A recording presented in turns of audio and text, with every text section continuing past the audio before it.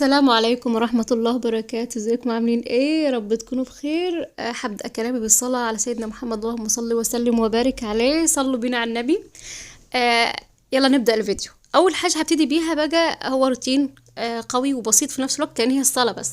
زي ما شفتوا الستارة كده مش نظيفة خالص. انا كنت شايفاها نظيفة، بس اول ما اجرب منها او اطبقها على بعض بتبان جدا مليانة تراب، لاني طول الوقت فاتحة الفرندا وببقى مخلية التل ده، فهو حيش التراب عن الصالة، لكن هو بيتوسخ أسرع. فأنا هشيل الستارة دي خالص، هغسلها ومش هحطها تاني دلوقتي خالص، يعني هحط غيرها. دي المواسير بس، ليها مفكات طبعا. المواسير دي فوروجيه جميلة جدا، بنصح بها أي عروسة بتجيني عايزة تعمل حاجة متينة وقوية وتعيش معاها فترة طويلة. هي غالية شوية، بس دي أشيك حاجة للي هو ما بيحبش يعمل بلتكنات خشب أو أركت أو كده. بس شلت الستاير دي. انا قصدي اشيل الزيتي خالص، حتى الخداديات دي هشيلها برضو. هحط ادخل لون تاني في الصالة، بحيث ان الزيتي ده ما يبقاش عائق بالنسبة لي يعني. احاول اعمل لمسات بسيطة جدا، هتشوفوا ده ازاي. بداية يلا اللي يعرفني او اللي متابعني ينزل يحط لي لايك الاول، وبعد كده يكمل الفيديو. اما اللي هيشوفني اول مرة يا ريت يشترك في القناة ويفعل زر الجرس عشان توصلوا اشعارات باي حاجة هنزلها اول باول. وهيكون مشرفني والله في قناتي، على عيني وراسي. واتمنى ان القناة تعجبكم. ما تنسونيش في اللايك والاشتراك يا جماعة. زي ما شفتوا كنبتي خليتها كلها بيج. انا طبعا هشيل الشيلة الكبيرة دي، هنضف تحتها كويس خالص. هتلاقوا فيه تراب خفيف. هو اجمل مميزات البيج انه بيمشي على اي لون، وان كمان لونه شيك، ما بيبانش عليه ولا تراب ولا بقع. لكن لو عملته لون غامق بتلاقوه مطرب قوي، او لو حد مثلا معاه زبادي معاه اي حاجه كده بيضه بتبان فيه قوي برضو. يعني مش الواحد انه يغمق عشان يحس الحاجه ما تبانش عليها تراب، بالعكس انا شايفه الغامق خالص والفاتح خالص اكتر لون ممكن بيتوسخ. لكن الوسط او الرمادي، البيج، الكافيهات تحفة جدا، اللي هم بيتهم عائلات يعني وبيخافوا على الحاجة انها ايه، او مش عايزينها تتوسخ بسرعة. فاي حد بيعوز ستاير او قماش تنجيد من عندي بنصحه بالكافيه، لان ما بيبقاش فيه لون مميز، ما بيبقاش ملهوش موضة.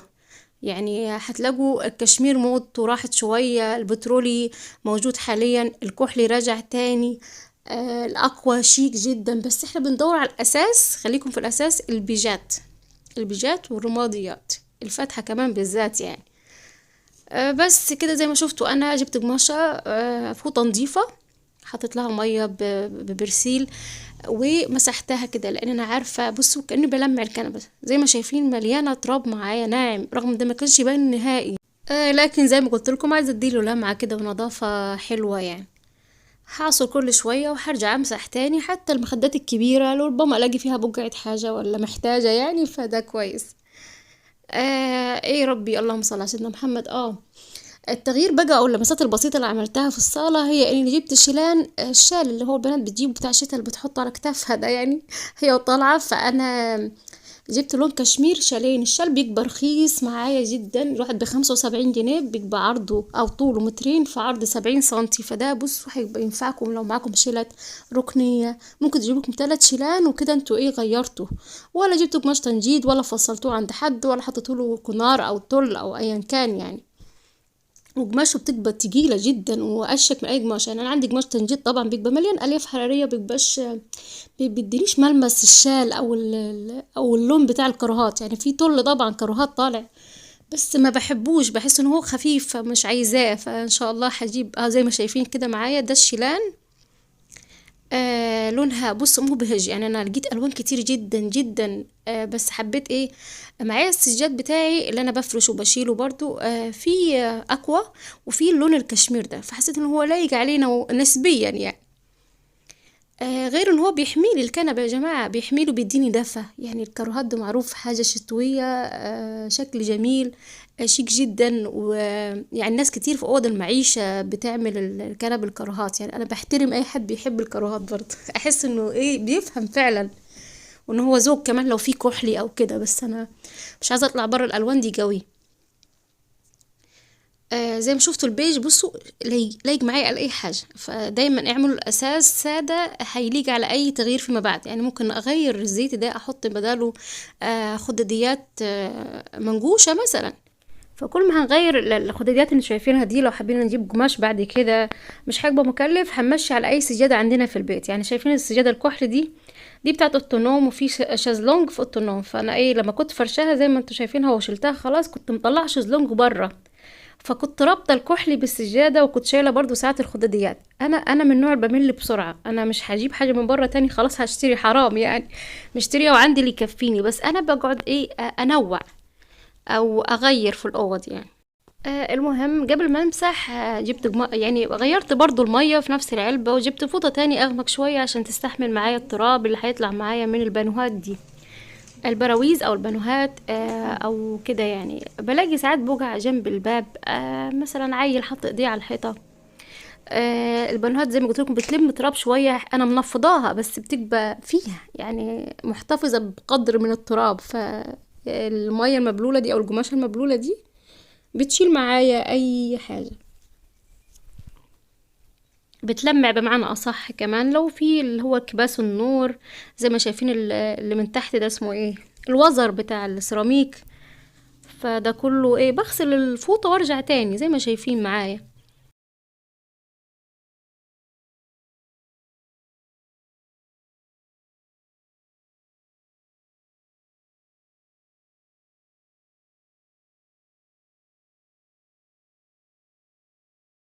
ما سبتش ولا حتة في الصالة، مسحتها بالمية والصابون وكباس طبعا النور والبانوهات الكتير دي. كمان تحت الترابيزة او ورا اي حاجة شلتها ومسحت وراها. احسن بكتير من ان ارش بالخرطوم زي ما عملت قبل كده وانه الحاجة تبوش او رجلين الترابيزات تبوظ، فدي اسهل بكتير بكتير يعني.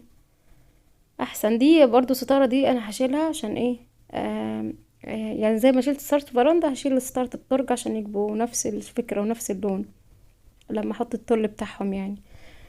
كنت بمسح الجزاز بتاع الفراندا خلاص كده، وهعمل ايه تاني بعد كده، همسح الصالة. انا من نوع يا جماعة والله فعلا انا كده، اللي هو ما بحبش انظف البيت كله مع بعض.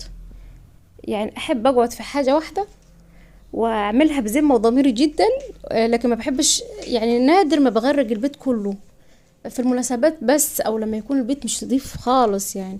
لكن بتعب وبتخنق لما احس ان الدنيا كلها بتكركب، حتى لو الدنيا بعد كده كلها هتبقى نظيفة.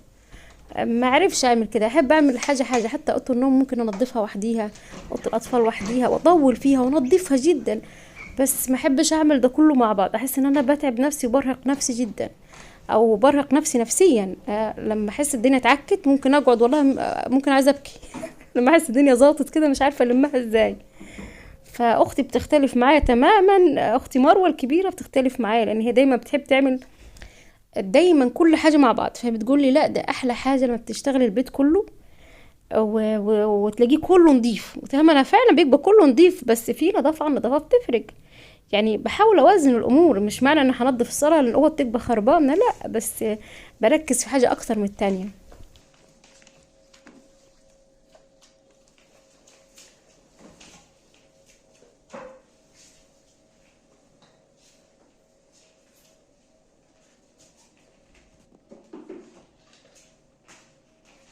بس كده انا ايه، مسحت الصاله مش يعني، والله السيراميك ده مش محتاج مسح كتير ولا دعك ولا حاجه، مش عارفه.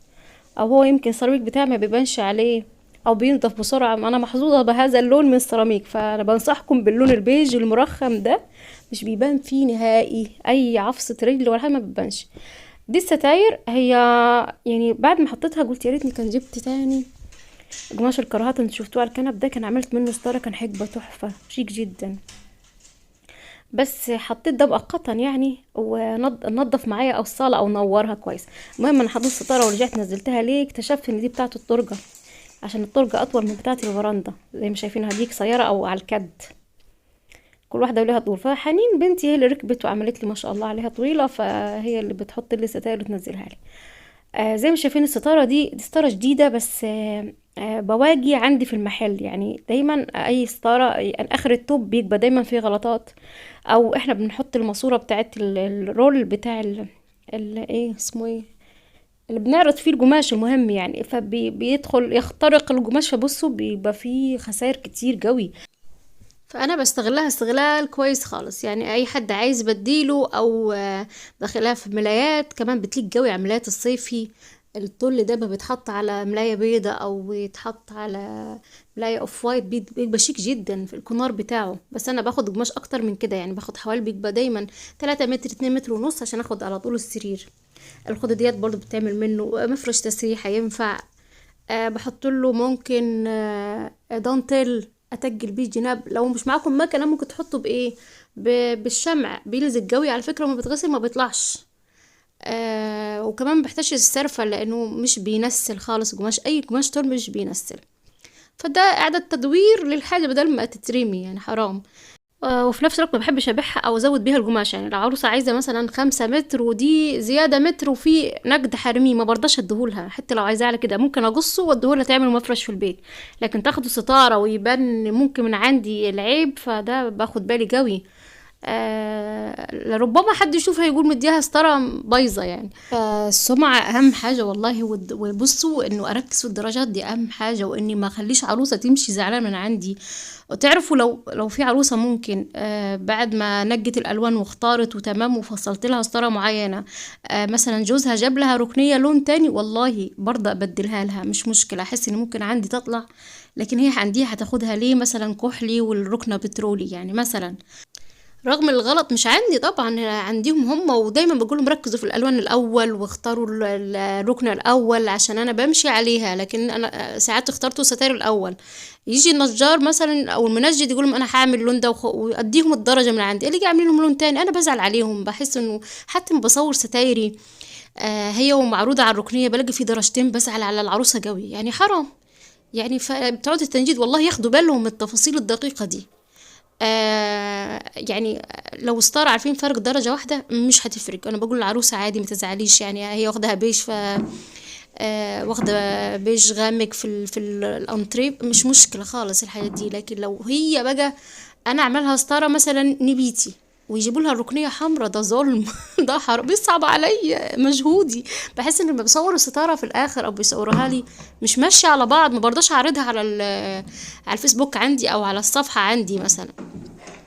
فايه، فركزوا مع العرايس بتوعات التنجيد قوي، يعني حاولوا مثلا يمشوا على اي درجه العروسه جايه عليها.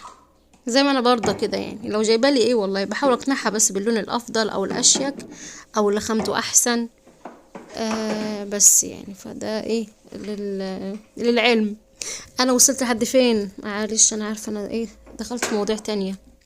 بس المواضيع دي قلت لكم انا هشوفها لكم باذن الله واديكم محل عندي. المهم زي ما شايفين انا اتجرحت قوي من جرح صعب والله من لمبة المكتب دي. هي المفروض لمبة مكتب بس كانت هتوجع، جيت امسكها يعني عشان ما توجعش تتكسر، فهي جرحتني جرح عميق. المهم غسلتها وحطيتها تاني.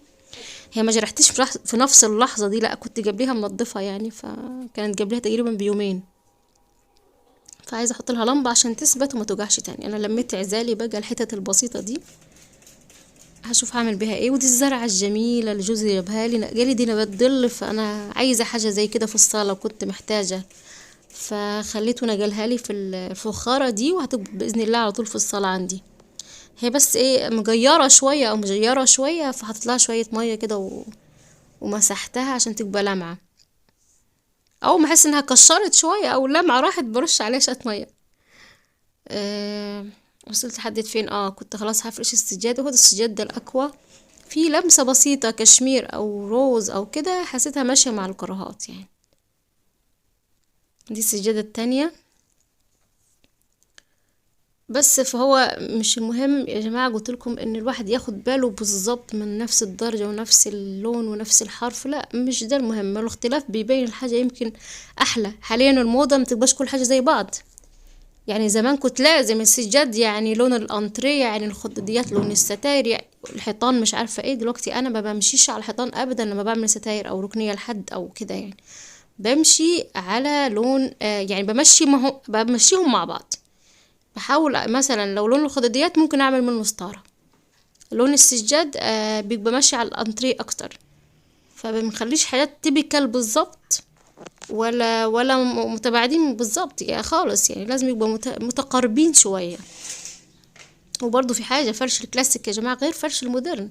الكلاسيك بيحب ان كل حاجة تبقى شبه بعض شوية، شغلها شوية عتيق وتقيل وقماشها بيبقى أتقل، لكن المودرن ما بيعوزش الكلام ده. أنا طلعت معاكم في الفرندا عشان كان على فكرة اليوم اللي صورت فيه ده، عشان ما تقولوش معايا عباية واحدة لابساها. ده كان يوم ما عملت الفطار، يعني الفيديو اللي قبلي ده على طول، اللي عايز يدخل الفيديو يشوفه، اللي ما شافوش يشوفه يا ريت يعني. فانا كنت عامله ده في نفس اليوم، فما كانش هينفع ادخل فيديوهين في بعض، كانوا طوال قوي. تنويه يعني ملحوظه، ما تقولوش معاها عشان العبايه واحده طلع بيها في كل الفيديوهات، لا والله انا صورت في نفس اليوم، فلازم امشي باليونيفورم هو يعني. اه فطلعت صورت، كنت في الفيديو اللي قبليه الورد، بس كان الدنيا ما فتحتش، كنت عامله فطار في الصبح بدري، فما كانش الورد صباح الخير ده فتح. لكن دلوقتي كان مفتح، فقلت لازم تشوفوه في اللي هو مفتح يعني.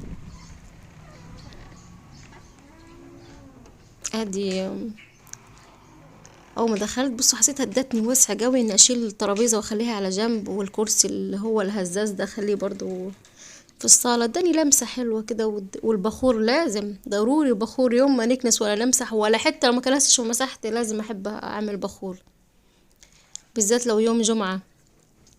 احسه بيديني بصوا، قبل ما اعرف كلمة طاقة ايجابية اصلا، عشان طاقة ايجابية دي تحسها طالعة موضة، والطاقة السلبية والكلام ده، راحة نفسية بس.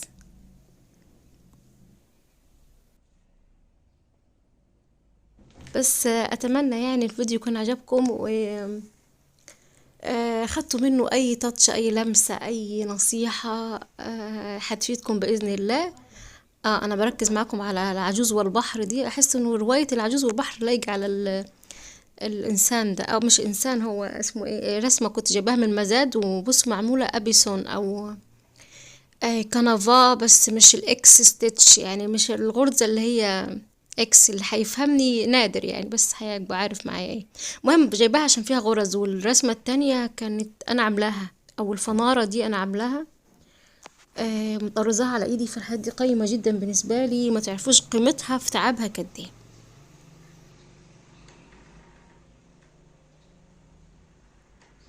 وبكده يكون الفيديو خلص، اتمنى تكونوا استمتعتوا بيه، ما اكونش تقلت عليكم، اشوفكم على خير باذن الله فيديوهات تانية، والسلام عليكم ورحمة الله وبركاته.